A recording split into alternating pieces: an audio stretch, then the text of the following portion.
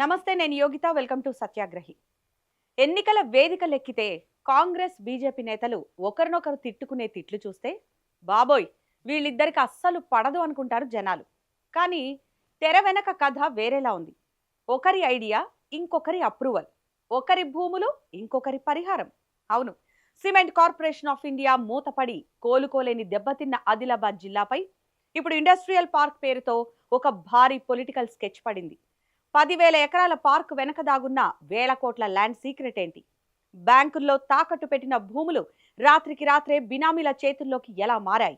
అసలు CM Revanth Reddy, BJP MLA Payal Shankar మధ్య కుదిరిన ఆ ఆకాశ ఒప్పందం ఏంటి? ఈ ఎక్స్క్లూజివ్ అనాలిసిస్ లో పూర్తి గుట్టు విప్పేద్దాం. ఎక్కడా స్కిప్ చేయకుండా లాస్ట్ దాకా ఈ వీడియో చూడండి. ఇక కథ ఎక్కడ మొదలైందంటే, ఈ ఏడాది జనవరి 16న సీఎం రేవంత్ రెడ్డి చెనాక కొరట బరాజ్ నీటి విడుదల కోసం ఆదిలాబాద్ వెళ్లారు. అక్కడే అధికారిక వేదికపై ఉన్న BJP MLA Payal Shankar CM మైండ్లో ఇండస్ట్రియల్ పార్క్ ఆలోచన వదిలారు. అయితే ముఖ్యమంత్రిని హెలికాప్టర్ ఎక్కించి ఆకాశం నుంచే ఏరియల్ వ్యూలో వేల ఎకరాల భూములను చూపించారు. సొంత పార్టీ కాంగ్రెస్ లీడర్లకే సీఎం అపాయింట్మెంట్ దొరకడం గగనమైపోతుంటే, ఇక్కడ బీజేపీ ఎమ్మెల్యే ఏకంగా ముఖ్యమంత్రినే పక్కన కూర్చోబెట్టుకొని ఆకాశంలో షికారు కొట్టించారు.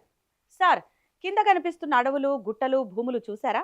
అక్కడ 10,000 ఎకరాల్లో ఇండస్ట్రియల్ పార్క్ వేసేద్దాం అని ఎమ్మెల్యే అనడం.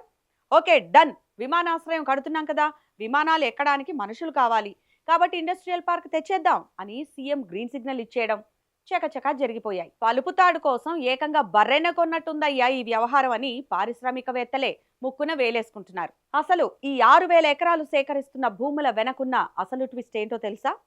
2 దశాబ్దాల క్రితం జిఎస్ బయోటెక్ అనే కంపెనీ రైతుల దగ్గర ఎకరం 20,000 నుంచి 40,000 రూపాయలకు ఈ భూములు కొని బ్యాంకుల్లో ఎకరానికి ₹1,00,000 చొప్పున చూపి కోట్ల రూపాయల లోన్లు తెచ్చుకుంది. ఆ తర్వాత కంపెనీ దివాలా తీసింది.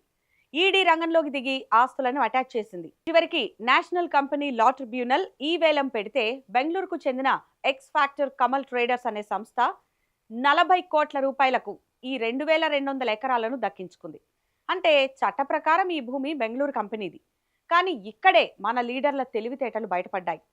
పాత కంపెనీ భూములు కొన్నప్పుడు కేవలం సేల్ డీడ్ చేసుకుంది, కానీ రెవెన్యూ రికార్డుల్లో మ్యూటేషన్ చేసుకోలేదు. దీనివల్ల రికార్డుల్లో పాత రైతుల పేర్లే ఉండిపోయాయి. మన ఎమ్మెల్యే ఓ పద్ధతి ప్రకారం ఆ పాత రైతులకు ఎంతో కొంత ముట్టజెప్పి బ్యాంకుల్లో తనఖా ఉన్న భూములను తన కుటుంబ సభ్యులు, బంధువులు, బినామీల పేరిట చకచకా రిజిస్ట్రేషన్లు చేయించేశారు.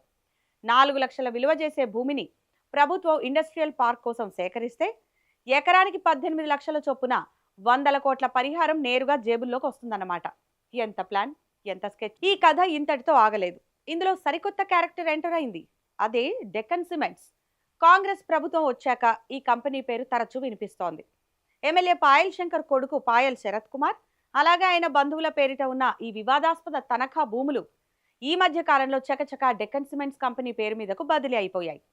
సర్కార్ పెద్దలు లేదా వారి బంధువులు నేరుగా ఈ భూములు కొంటే రచ్చవుతుందని గ్రహించి మధ్యలో డెక్కన్ సిమెంట్స్ అనే పెద్ద స్క్రీన్ అడ్డు పెట్టారనే ఆరోపణలు వస్తున్నాయి. ఇదంతా ఎంత గుట్టుగా జరిగిందంటే, ఫిబ్రవరి 26న ప్రభుత్వ సలహాదారు వేం నరేందర్ రెడ్డి, మంత్రి జూపల్లి కృష్ణారావు ప్రత్యేక హెలికాప్టర్లో ఆదిలాబాద్ వచ్చారు. మీడియాకు తెలీదు, స్థానిక కాంగ్రెస్ నేతలకు తెలీదు, అధికారులను కూడా దూరం పెట్టారు. కేవలం బీజేపీ ఎమ్మెల్యే పాయల్ శంకర్ను మాత్రమే వెంటబెట్టుకొని సీక్రెట్ గా ల్యాండ్స్ పరిశీలించి వెళ్లారు. దీన్నే అంటారు పగలు పొలిటికల్ ఫైటింగ్, రాత్రిపూట ల్యాండ్ సెటిల్మెంట్ అని. ఇప్పుడు అఫీషియల్ గా కథ ఎక్కడికి వచ్చిందంటే, ప్రభుత్వం మే నెలలో మొదటి విడతగా 2,026 ఎకరాల భూసేకరణకు నోటిఫికేషన్ ఇచ్చింది. సీఎం రేవంత్ రెడ్డి అధికారులపై ఆగ్రహం వ్యక్తం చేస్తూ ఒకేసారి 6,000 ఎకరాలకు ఎందుకు ఇవ్వలేదు అని మందలించడంతో అధికారులు హడావిడిగా మరో 1,022 ఎకరాలకు రెండో దఫా నోటిఫికేషన్ రెడీ చేస్తున్నారు. ఎంత హడావిడంటే, ఈ భూసేకరణ నోటిఫికేషన్లలో సరిహద్దుల వివరాలు కూడా సరిగ్గా లేవు. ఆఖరికి సాగునీటి కాలువలను కూడా ఇండస్ట్రియల్ ల్యాండ్ కింద రాసేశారు. కానీ ఇక్కడ అసలు ట్విస్ట్ ఏంటంటే, ఎన్సీఎల్టీ వేలంలో ఈ భూములను కొనుగోలు చేసిన బెంగళూరు కంపెనీ తమ డాక్యుమెంట్లతో అధికారుల చుట్టూ తిరుగుతోంది.